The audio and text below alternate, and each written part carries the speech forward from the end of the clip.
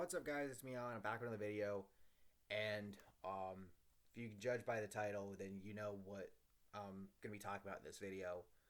I don't know how long this video is gonna go because I just have a lot of thoughts I want to get off. So, go ahead, drop a like, subscribe, do all that stuff.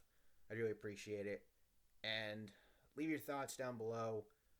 What are your memories regarding the old NXT? Because and I'll get into this in a little while, but I'll be honest with you, it absolutely feels like the old NXT is just getting gutted until there's nothing left, and so on and so forth. So, um, let's go ahead. Let's jump into this. So, earlier today, and over the last couple of hours, a bunch of NXT staff, um, notably people that were hired by and worked closely with Triple H, were released. You know, those releases being Allison Danger. Well, I'll get into this in a moment, but she's the only one among these releases that wasn't a Triple H hire, but I'll get to that momentarily.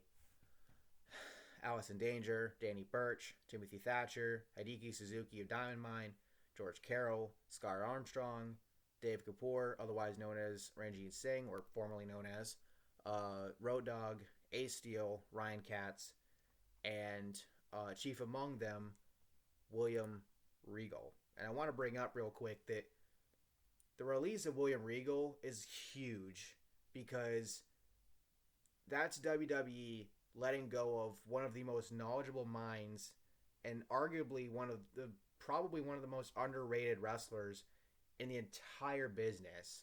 Like, Regal is a Hall of Famer in every sense of the term, not just for his wrestling career, but for what he's done for so many other wrestlers up and coming and for the business itself. A couple of things that I learned tonight were the fact that he's a big reason why NXT UK is a thing, and as one of my friends on Twitter pointed out, NXT UK has largely been unaffected by these releases, so take that for what you will. And another big thing with Regal is that I did not know about is if it wasn't for him, we wouldn't have Sasha Banks in the WWE. We wouldn't know Sasha Banks the way we know her now. There's this story out there, which I found, which somebody had posted tonight that I had seen for like the first time ever, where Regal talked about this and basically said that he put his job on the line, for this. Basically, if Sasha didn't pan out, he could be fired, and you know, because he believed that much in Sasha, and we all know what happened. She'd become a multi-time champion, both singles and tag team.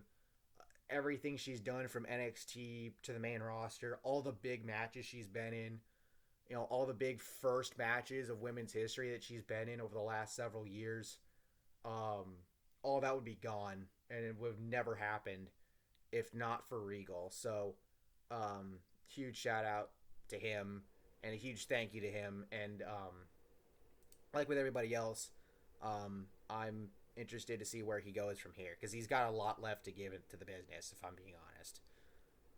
But the initial statement given to the WWE, or given to Fightful from the WWE, according to Sean Ross Sapp, says, with the continued evolution of NXT 2.0, we've decided to part ways with some of the staff based in our performance center. We thank them for their many contributions throughout the years, and we wish them the best. Now, as of recording, Fightful has come out with a report just a couple minutes ago regarding these releases and whatnot, and this says, and I quote, unanimously, the talent and staff familiar with the Performance Center, NXT, and NXT 2.0 have said this is directly to remove numerous Triple H hires, and Braun Breaker kicking the X was not well received backstage and was thought to be sending a message. Now, if you don't know, and a little bit of a spoiler, last night on NXT 2.0, the main event, Braun Breaker faced Tommaso Ciampa for the NXT title, and he won. As part of his entrance, you know, he had these it was like he broke chains and then kicked an X that was in front of him that was black and gold and whatnot. He also got to celebrate the win with his dad Rick in the ring afterward, but that entrance, if you watch it back, is pretty telling. The report continues. The only non-Hunter hire fired was Allison Danger. Try saying that 10 times fast. Thatcher and Birch were not viewed as talent cuts, and as they have moved to more coaching roles, there was no internal message for the mass firings. Fightful states that Road Dogg was seen as a key Triple H guy, and along with Regal, was one of the most evident firings that pointed everyone to the notion that this was specifically moving people out. Fightful added that Regal was still at recent WWE scouting events. They just did not have on-screen plans for him before his termination. So, to put it bluntly, as I said in the intro, and as I put with the title, Triple H's NXT is dying. It is dying a death that it shouldn't be, but it is, and with every firing, it's becoming even more clear as a result. And now you have to wonder and ask, what the hell is going on between Vince and Triple H, and within the McMahon family as a whole? There's this story out there that's well documented that Shane's never been a fan of Triple H and Steph's marriage and whatnot. That's been known. But think about it. All of these releases are happening right now behind Triple H's back while he's at home recovering from his cardiac health scare. So you have to think he's hearing about this stuff from Stephanie and through the media and through other people and whatnot. You have to think he's not happy about it. I most certainly wouldn't be happy because, one, again, that would feel like the company that I'm working for is going behind my back because he was a big part of this, the NXT's Black and Gold brand, and seeing all of that just torn away while he's at home, you would be upset too. And now it calls into question, what's the family dynamic at this point? Because, I don't want to bring that into this, but it almost feels like eventually something's going to happen and Triple H might be gone from WWE. I don't want that to happen, but that's a fear that's growing, in my opinion. Because it's either he leaves or he gets cut. And if he gets cut or leaves or whatever, what is Steph gonna do? Is she gonna support her husband? Or is she gonna stay with her dad in the company? Right? Which is a big deal considering Steph's position in the company. If the family dynamic is fractured, I don't know if that can get fixed, at this point, especially with what's going on with NXT. And, I don't have anything against NXT and whatnot. It's just, the whole NXT 2.0 thing is a knee-jerk reaction to NXT not being able to beat AEW, which, how the fuck did you expect them to do that? NXT was never gonna beat AEW. Why put it against it? Why? That's just stupid, And yes, hindsight's 2020, but even back then, I'm pretty sure people would be saying that it was stupid, and it's been proven so. And now it's like Triple H and his NXT are being used as the scapegoats, and that's completely unfair to him, the people that he worked with, and the wrestlers that he brought up or he helped to bring up through that NXT. Because at this point, who can you say is on NXT's roster that is left from that brand that spent significant time under the NXT Black and Gold brand? I don't count Carmelo Hayes in that because he was part of that breakout tournament, but that was new guys. That was new guys and whatnot. Um, like the only people that I could see with the current NXT roster that spent significant time with from the Black and Gold brand, the only ones that I can think of off the top of my head, Roderick Strong, because he was part of Undisputed Era, Raquel Gonzalez, Io Shirai, Candice LeRae, who is technically still with them, even though she's on maternity leave, she's still under contract, and the big one, the biggest of them all, Tommaso Ciampa. I can only think of 5 off the top of my head because of how many people have been released from NXT and from the main roster who were previously on that brand of NXT. If there are any others, let me know in the comments because, again, those are the only ones I can think of off the top of my head. And at this point, it's just, what do you do?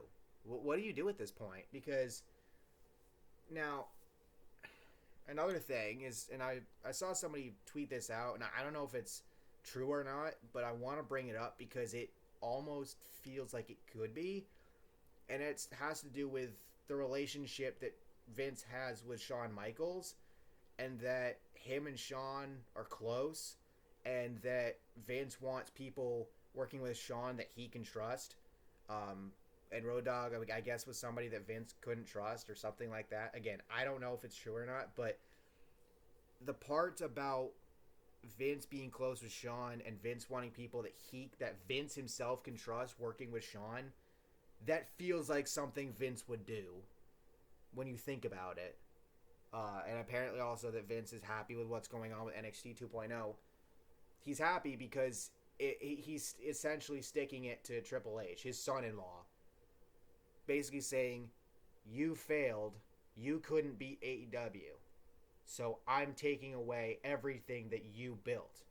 And that's bullshit because, again, how could you expect NXT to beat AEW in the ratings? And I think they did a couple times, but majority of the time, when NXT was directly rivaling AEW in the time slot on the same day, AEW won.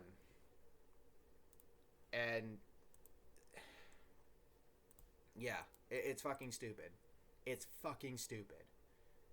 And it is really a shame that, it's just really a shame of what's happening right now. Like this tweet from Russell Votes that just popped up. Like, let me read this to you, because this is about as factual as you can get. Like, when it comes to William Regal. I understand they eventually part ways with everyone, but to think that William Regal couldn't have a positive effect on whatever direction they want this new NXT to go is mind-boggling. He's a Bill Parcells or a Pat Riley. You let these guys contribute for as long as they want. I think somebody said in the comments of another tweet that Regal's only 53 or something. He has so much more left to give to this business, and you let him go? Why? That makes no fucking sense. Ryan Satin said, in my opinion, William Regal has been the best on-screen authority figure in all of wrestling since becoming so in NXT years ago. Bummed to hear that that's officially come to an end. And I want to read a couple of tweets from this guy, Garrett Kidney, because he sums it up pretty well. He says, NXT was more than just a developmental or a television show. It was the foundation of the company's succession planning, and it's been completely retooled from philosophy to personnel. He'd said in a previous tweet, the company dismantling of the infrastructure Triple H was building for the future of WWE is pretty shocking to see. I know it's been easy to go, lol, Triple H, but this is such a stark change in direction. And then he also says, the failure of NXT to be the true future of WWE ultimately lies at Vince's feet, both for allowing it to be created in a vision he could never get behind in the first place. Once again, Vince getting rid of something he didn't create. Go back to what happened with Zack Ryder. That was an omen. And then refusing to accept that it was successful. No amount of scapegoating will ever change that. Sending the brand out to die in order to harm your newly formed competition a little bit and then blaming them for getting killed is a level of obliviousness to your own faults that we should all aspire to, honestly.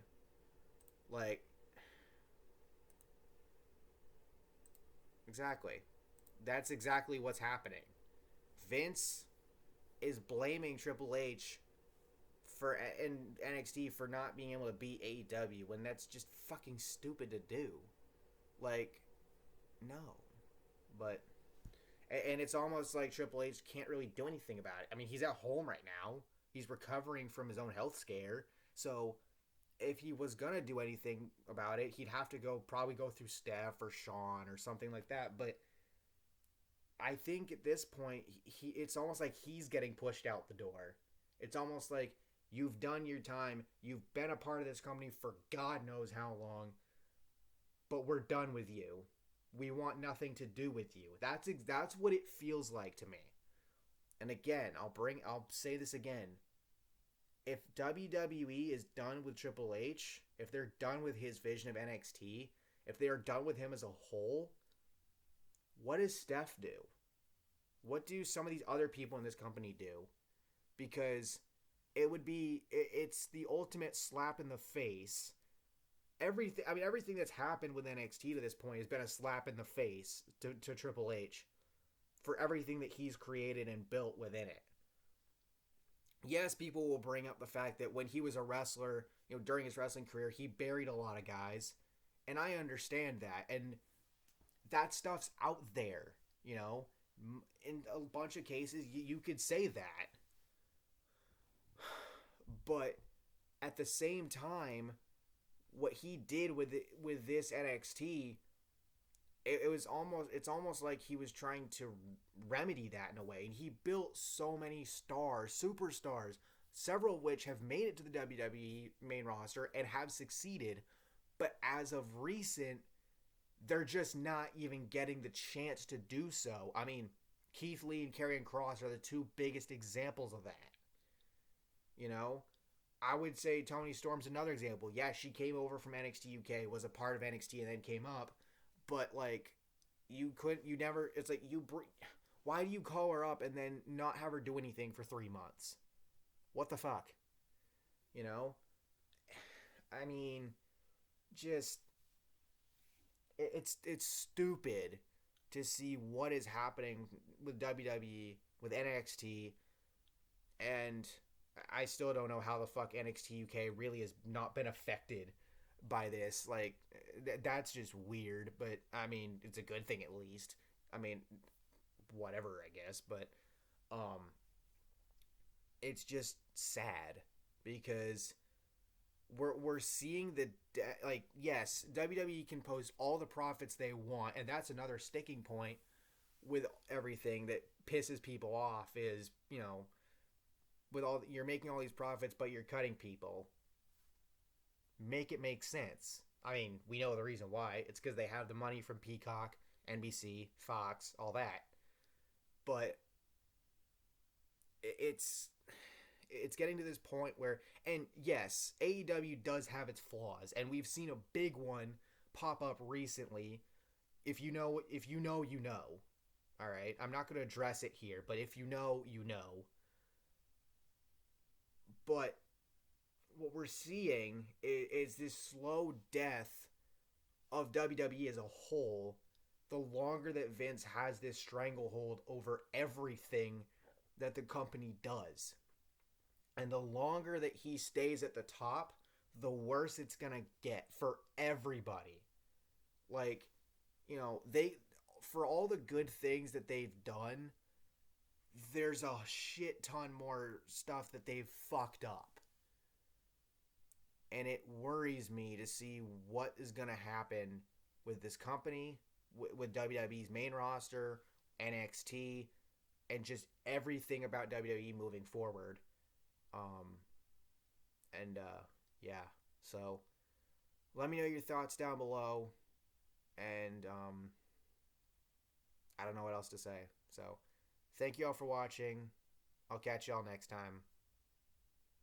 Peace.